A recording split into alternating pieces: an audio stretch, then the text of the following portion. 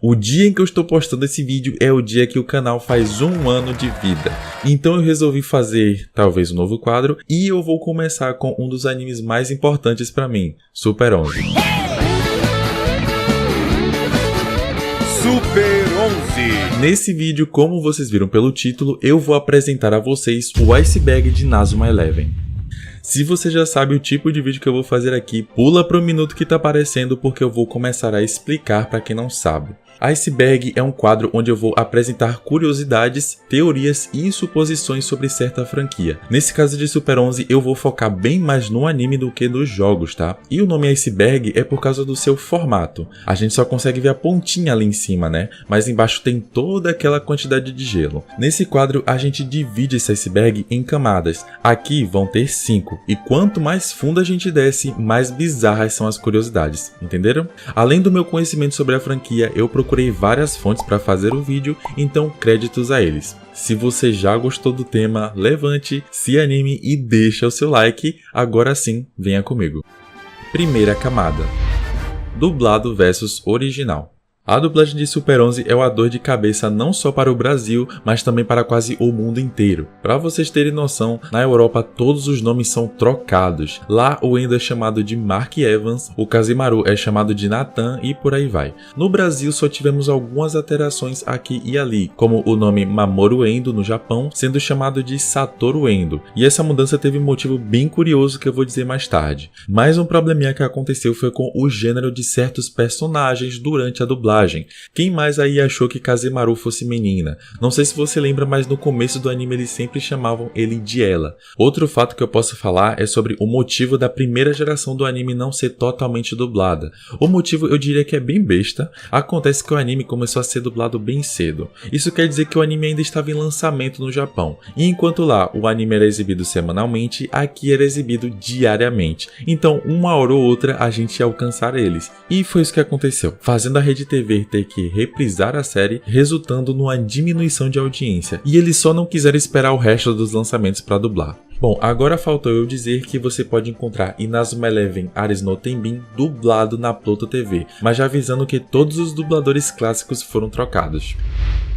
Censura de Mamoru Endo. Lembram que eu falei que tinha um motivo para trocarem Mamoru por Satoru? Então, isso aconteceu porque na dublagem espanhola americana, Mamoru Endo dá um efeito de cacofonia, ou seja, o som da palavra pode acabar confundido com outra palavra. No sotaque mexicano, Mamoru fica muito parecido com mamar, então ficaria meio estranho, né, manter o nome dele assim. Mas aí você pode perguntar, tá, e por que no Brasil teve que ficar assim também? Simples, nossa dublagem foi por cima da dublagem espanhola. Na verdade, é muito raro a dublagem brasileira ser baseada na original, que seria a japonesa. Então o que realmente fazemos é dublar uma dublagem que já foi dublada por outra dublagem. Vocês entenderam? Personagens baseados em jogadores reais.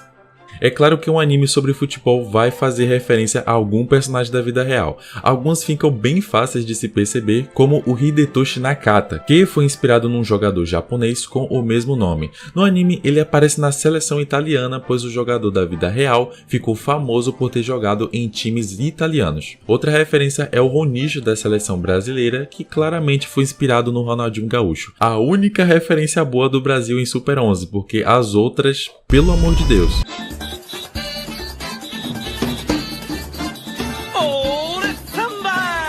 Alguns outros são um pouco mais difíceis de se notar, mas nada impossível, como o Shindo, primeiro capitão da Rainbow Gol, que certamente foi inspirado no Pirlo, ex-jogador do Milan. Os dois são meio-campistas e são os maestros do seu time, tanto que o nome da incorporação do Shindo tem o nome de Soucha Maestro. Também não posso deixar de citar o Kido, que tem um design muito parecido com o Edgar Davis. Comenta aí se vocês notaram referências em outros personagens.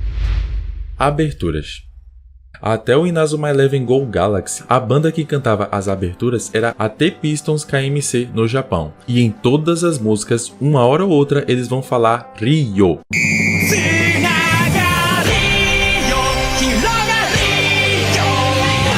As pessoas começaram a fazer teorias sobre o significado desse termo, mas na real a banda já se declarou sobre isso, dizendo que a palavra não tem nenhum significado, é apenas a marca registrada deles, é como uma identidade que eles colocam em suas músicas. Uma curiosidade rápida é que eles já se separaram, ficando só 2 dos principais. Hoje eles se chamam Pugcats e foram responsáveis pelas aberturas de Inazuma Eleven, Ares e Orion no Kokuin.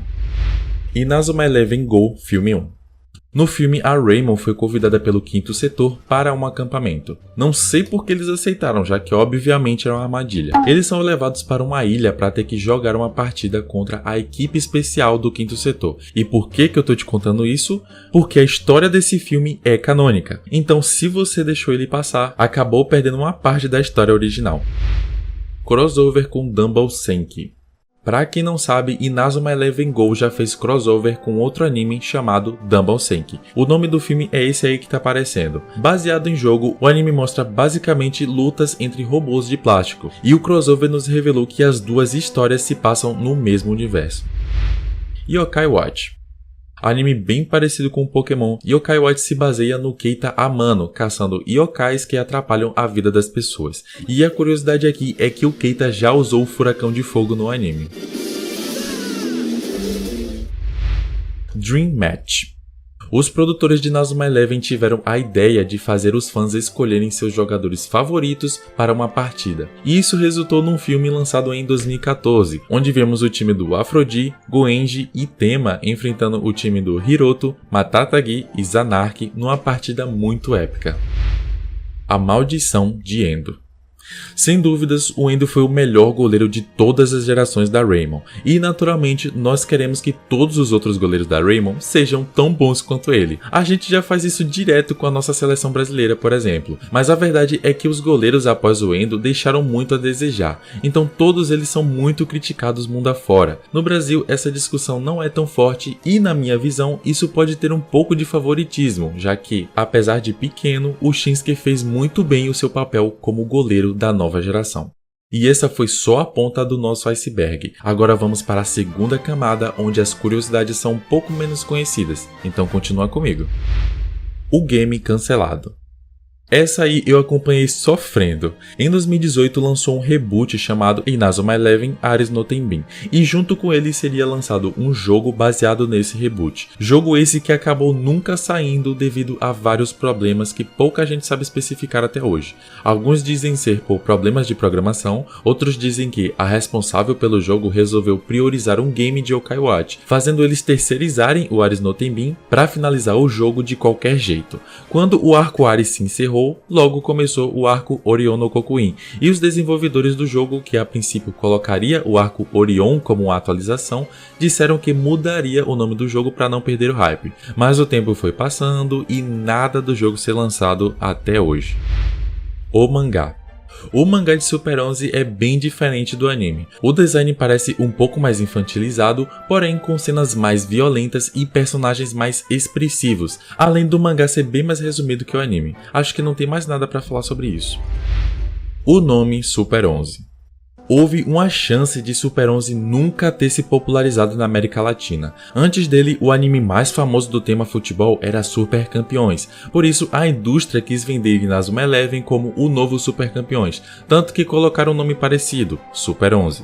De início não pegou muito bem porque muitos começaram a dizer que o anime era uma cópia e tudo mais, só que no final acabou todo mundo gostando e ficou popular do jeito que o anime merece. Reiji Kageyama. Certamente o maior vilão de todo o anime. Kageyama é um homem poderoso capaz de alterar segmentos de torneios e trapacear em partidas sem ser percebido. Foi dito que ele lidera o Instituto Imperial há 40 anos, quer dizer que ele está no comando da equipe desde seus 14 anos, na mesma época em que ele jogava na Raymon e também na mesma época que ele sabotou a caravana da Raymon, cujo o avô do Endo era o capitão. Então o Kageyama é um possível fundador do clube com o maior número de títulos do torneio de futebol fronteira. Nijihashi Ren e Iron Guts. Esses são os nomes de dois personagens que apareceram na geração Go. O fato curioso aqui é que eles foram desenhados por fãs que enviaram o design para a produtora. Como prêmio, os dois ganharam participação no anime e, além disso, não só suas aparências, mas também suas técnicas foram invenções desses criativos fãs. A primeira incorporação. Há quem diga que a mão demoníaca era uma incorporação, mas isso não era uma ideia de power-up e sim a representação do poder de uma técnica. Mas isso não muda o fato do Endo ainda ter sido o primeiro a ter invocado a Kenshin. Em Chronostone houve um episódio onde o Endo foi levado ao futuro pelo tema, e esse erro fez o Endo invocar uma Kenshin acidentalmente. Isso pode ter acarretado em uma série de fatores que aconteceram em Inazuma Eleven Go. Se o Endo volta ao passado e ensina essa técnica para seus amigos, isso explica porque existem tantos invocadores de Kenshin na segunda geração do anime. Inazuma Eleven Outer Code. Não tem muito o que dizer aqui, é uma minissérie onde alguns personagens são colocados em situações meio estranhas, é bom dar uma olhada para não deixar nada passar, né? África do Sul. O arco do torneio de futebol fronteira internacional foi lançado em 2010, mesmo ano em que aconteceu a Copa do Mundo na África do Sul. E no anime essa seleção foi muito mal representada, com eles aparecendo brevemente e sendo derrotados pela seleção que o avô do Endo treina. Tachimukai é melhor que Endo. Ao mesmo tempo que uma galera fica dizendo que ninguém supera o Endo, também existe uma discussão entre fãs sobre o Tachimukai ser melhor, visto que, se olharmos logicamente, o Tachimukai aparenta ter mais potencial que o Endo, isso por causa da velocidade com que ele aprende a mão demoníaca e suas habilidades terem o levado para a seleção do Japão, deixando para trás goleiros como o Desalmado e o Genda. Bom, eu ainda acho o Endo melhor, mas o Tachimukai não tá muito atrás não. Final Tornado. Na partida da Raymon contra Zeus, Endo, Iknose e Domon vão fazer a técnica A Fênix, mas quem finaliza essa técnica é o Goenji usando o Furacão de Fogo, então os gringos carinhosamente apelidaram essa técnica como Final Tornado. A crush do Endo.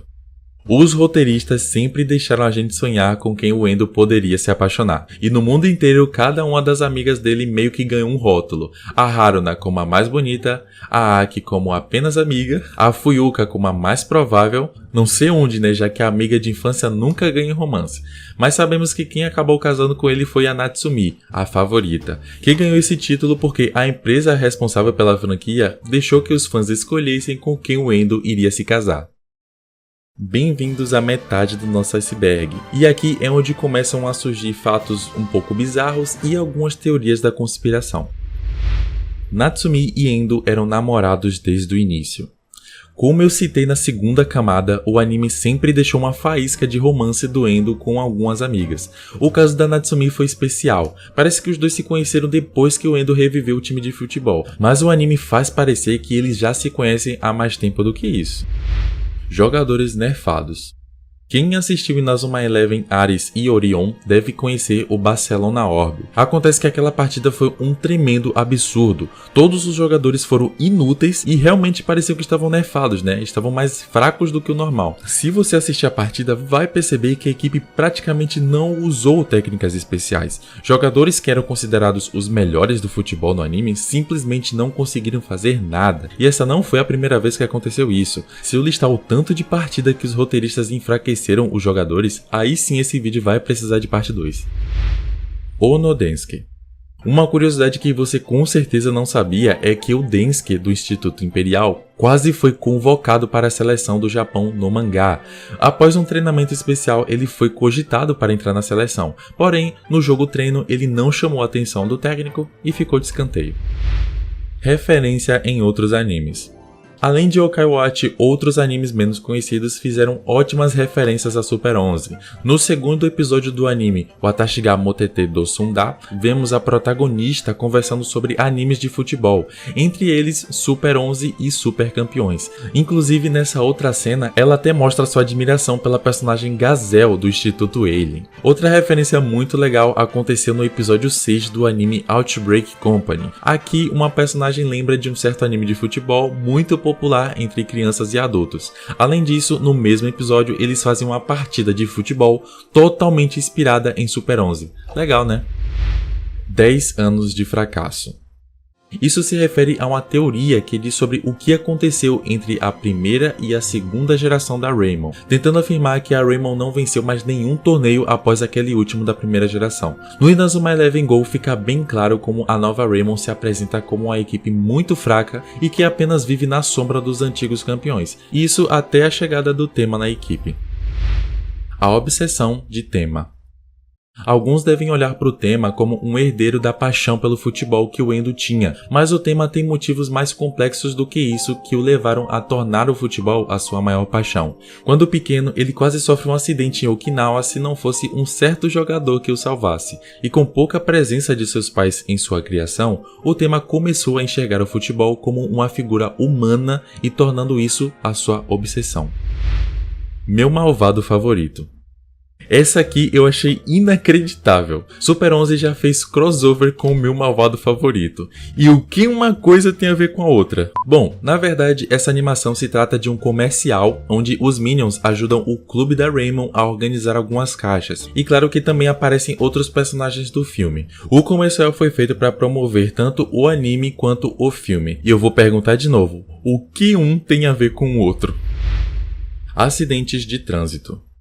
Eu vou explodir a mente de vocês agora. Inazuma Eleven deve ser o recordista dos animes onde ocorrem mais acidentes relacionados a veículos em sua história. É só vocês lembrarem do quanto esse tipo de acidente influenciou em como os personagens foram apresentados. A irmã do Goenji com o acidente de caminhão, que foi um grande motivo do Goenji quase ter parado de jogar bola. Os pais do Fubuki junto com a Tsuya, que sofreram uma avalanche quando estavam na estrada. Os pais biológicos da Fuyuka, que se foram por causa de um acidente de carro. E a sabotagem que o Kageyama fez na caravana da Raymond 40 anos antes da história do anime começar. Anthony Griezmann. Acredito que todo fã de futebol deve conhecer o francês Griezmann, que fez parte da seleção que venceu a Copa do Mundo em 2018. E em 2020, a seleção francesa postou um vídeo onde a equipe estava em uma viagem e dentro do ônibus de bobeira vamos o cara assistindo Super 11 em seu tablet. Agora eu tenho certeza de que se você assiste futebol, você passou a gostar mais desse cara. Alpha, Beta e Gama. Essa teoria diz que o trio de jogadores Alpha, Beta e Gama faziam parte da segunda fase. Para quem não lembra, essa é a equipe do Saru de Inazuma Eleven Go Chronostone. Supostamente, o trio de jogadores teriam traído a antiga equipe e se juntaram ao Eldorado, pois foi oferecido a eles uma cura para o tal gene mutante deles, fazendo a expectativa de vida deles aumentarem. Momimura Konoha.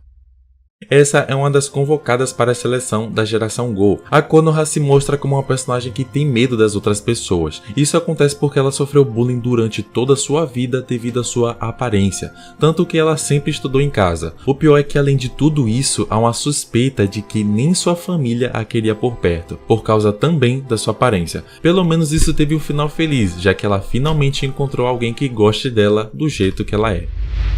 Banda. Esse é o nome do jogador de outro planeta que é apresentado no Go Galaxy. Nesse planeta, todos os habitantes se parecem com insetos e têm uma vida muito curta. E Banda, com apenas um mês de idade, acaba perdendo a sua vida durante uma partida contra a seleção do Japão. Pode ser que esse episódio tenha sido uma homenagem a jogadores que faleceram dentro de campo, como Marc Vivien e Antônio Puerta. Chegamos à quarta camada. Prepara que aqui as coisas começam a ficar bizarras. As crianças ultra evoluídas.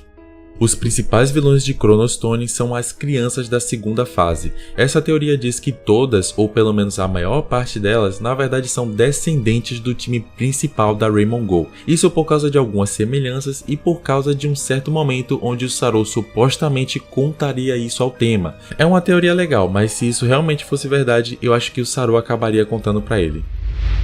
Técnicas artificiais.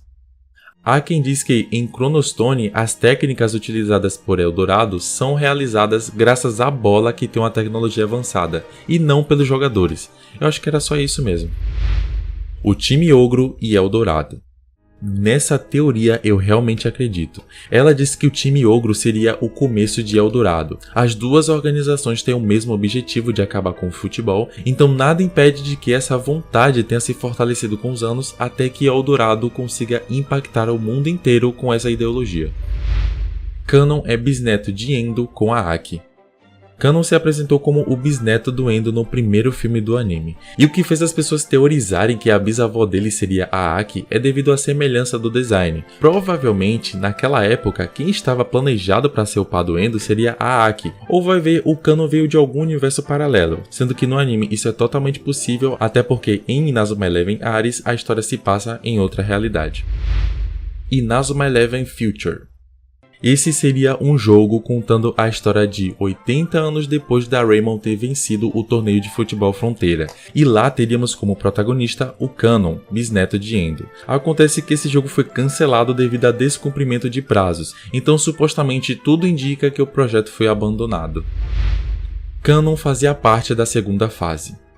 Mais uma do Cannon e eu prometo que essa é a última. Essa teoria diz que Cannon foi um dos primeiros jogadores a receber o gene da segunda fase. A única coisa que fortalece essa teoria é a capacidade do Cannon de conseguir viajar no tempo para salvar não só a sua própria vida, mas também toda a história que aconteceria em Chronostone.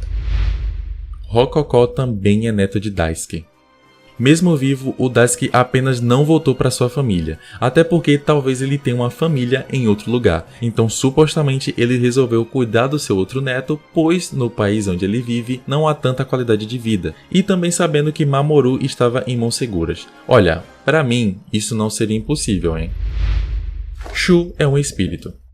Shu é um dos personagens mais misteriosos do anime. Nos jogos, essa teoria se fortalece ainda mais, pois o Shu começa a contar histórias de um menino e sua irmã, sendo que na verdade ele pode estar contando a sua própria história. E para dar quase certeza disso, o Shu já disse que no anime ele não pode deixar a ilha onde ele vive, então é bem possível que ele seja um espírito guardião daquele lugar. Shiro Fubuki na verdade é Atsuya. Conhecemos o Fubuki, teve aquela confusão dele, entre aspas, trocar de lugar com o Atsuya para poder usar técnicas de ataque. Posteriormente foi revelado que isso foi apenas a personalidade de Atsuya que o Fubuki tomou para si, a fim de não se sentir sozinho numa partida. Mas essa teoria diz que quem vimos no anime, na verdade, era o Atsuya o tempo todo, e que na verdade ele estava lutando contra o Fubuki que estava tentando dominar o seu corpo, e quem acabou ganhando a gente já sabe. Fubuki é odiado no Japão. Shiro Fubuki é de longe o meu personagem favorito do anime. Inclusive foi graças à voz dele que eu comecei a me interessar por dublagem. Após a apresentação do Fubuki no anime, ele ganhou muito destaque no arco do Instituto Alien. Aqui no Brasil, nós o recebemos de braços abertos, mas acredite ou não, no Japão aconteceu praticamente o oposto. O alto destaque de Fubuki fizeram os fãs japoneses acharem ele superestimado e chato. Então sim galera, dentro do Japão a maioria não gosta do Fubuki. O pai de Minaho. Minaho é outro convocado para a seleção da geração Go, e seu maior ídolo é o seu falecido pai, que era um dos melhores detetives do Japão. Há uma teoria de que o motivo da sua morte deve ter alguma relação com Kageyama, assim como todas as outras tragédias que acontecem por causa dele. Kazemaru tem depressão. No episódio 64 de Super 11, membros da Raymond que desistiram de enfrentar o Instituto Alien reaparecem como os Imperadores da Escuridão. O título cita apenas o Kazemaru, mas todos os outros jogadores da equipe supostamente passam pela mesma situação, só que o Kazemaru sendo o capitão desse time, o caso dele é o mais grave, e para tentar resolver isso, eles caem na conversa do Instituto Alien para se tornarem mais fortes. Parabéns, você chegou na última camada do nosso iceberg. Agora você vai conhecer o lado mais bizarro de Super 11. Yukimura morre. Isso se refere novamente ao crossover entre Inazuma Eleven e Danball Senki. Um conflito começa e ele tenta resolver isso o mais rápido possível, só que de repente o vilão principal surge e simplesmente apaga o Yukimura, mandando ele para outro mundo. Agora, o bizarro disso tudo é que até o final do anime ninguém vai resgatar o Yukimura. Aquela foi a última vez que vimos o Yukimura no filme, então será que ele realmente morreu? Hitomiko tem um caso com o Kido. Talvez essa seja a suposição mais polêmica desse vídeo. Hitomiko, para quem não lembra, foi a treinadora da Raymond durante o arco do Instituto Alien, e desde o início ela era muito apegada ao Kido devido ao seu perfil estrategista. Mas eu nem preciso dizer que o Kido tinha 14 anos, enquanto a Hitomiko é no mínimo 10 anos mais velha que ele. Então, melhor pular pro próximo, né? O narrador. Essa teoria diz que Kakuma Keita, o narrador das partidas da Raymond, na verdade seria uma entidade que só aparece nos jogos da Raymond e só pode ser visto pelas equipes que jogam contra eles. Apesar de sempre estar usando o uniforme da escola, nunca vimos ele viajar com a equipe, mas ele sempre está lá quando uma partida começa. Nós sabemos que isso é apenas uma piada, mas quem fez esse iceberg levou um pouco a sério. Racismo. Há uma coisa que se nota em todos os personagens afrodescendentes ou bronzeados do anime. Todos têm uma personalidade muito enérgica. Alguns chegam a ser irritantes e pouco amados pela comunidade por causa disso, exceto pelo Hamano, que é um cara mais tranquilão, e pelo Kurama, que é do tipo passivo-agressivo. Bom, eu acho que isso vai do gosto de cada um. Eu particularmente gosto muito do Tsunami e do Goujin, que tem uma das técnicas mais bonitas do anime na minha opinião.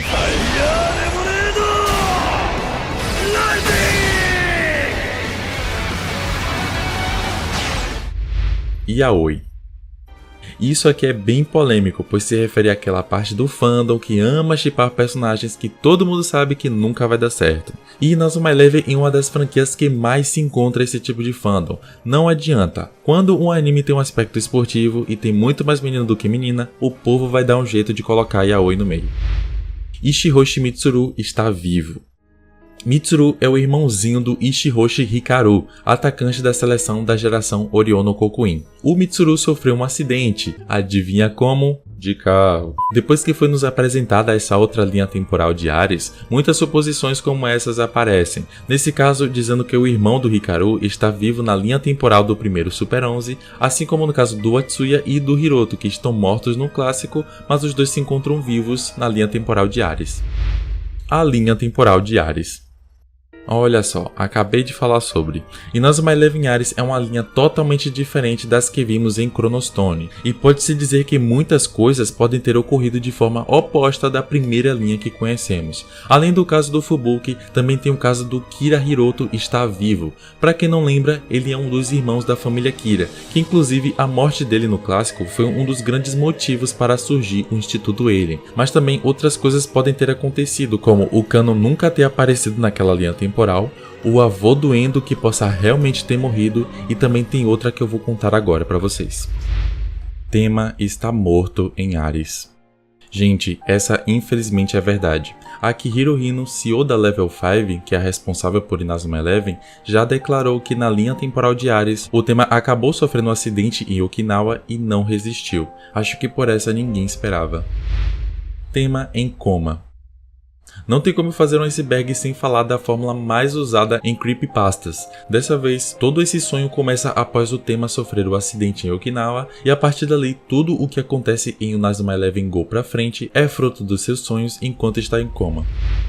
O fim da franquia Inazuma Eleven. Tanto Akihiro Hino quanto o resto da Level 5 tem se mostrado bastante focada em Yokai Watch, então há uma chance da franquia ser esquecida nos próximos anos. Depois do praticamente cancelado jogo de Ares no Tenbin, temo que essa tenha sido a última tentativa de fazer sucesso com a franquia. Bom, eu vejo que o fandom desse anime ainda é muito grande, mesmo parecendo que ele não está sendo muito renovado, então eu espero que os produtores tenham a noção de que ainda estamos aqui e que eles podem contar conosco. E aqui chegamos ao fim do iceberg. Comenta aí embaixo o que acharam do vídeo e se vocês querem que eu traga iceberg de outro anime aqui, beleza? Eu vou ficando por aqui, eu sou o Danuki e até o próximo vídeo.